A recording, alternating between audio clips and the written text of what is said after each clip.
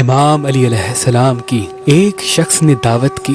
جیسے ہی آپ اس شخص کے گھر پہنچے تو دیکھا اس شخص کا سونے والا بستر رات سے ایسے ہی بچھا ہوا تھا۔ بس یہ دیکھنا تھا۔ امام علی علیہ السلام اس شخص سے مخاطب ہو کے فرمانے لگے، اے بندائے خدا، صبح اٹھنے کے بعد اپنے بستر کو ایسے ہی چھوڑا نہ کرو، کیونکہ جو انسان صبح اٹھنے کے بعد رات کے بستر کو ایسے ہی چھوڑ دیتا ہے تو اس بستر میں شیطان اپنا گھر بنا لیتا ہے، اور یوں جب وہ انسان دوبارہ رات کو آ کے اس بستر پہ سوتا ہے تو بیماریوں اور پریشانیوں کی گرفت میں آ جاتا ہے۔ یاد رکھنا، جب بھی صبح اٹھو تو اپنے بستر کو بچھا ہوا نہ چھوڑو، اور اللہ کا نام لے کر اسے لپیٹ کر کسی کونے میں رکھ دو، اور جب پھر سے اپنا بستر بچھاؤ تو شیطان پہ لعنت کر کے اللہ کا نام لے کر اپنے بستر کو سیدھا کرو، پھر اس پہ آرام کرو۔ تمہارا یہ عمل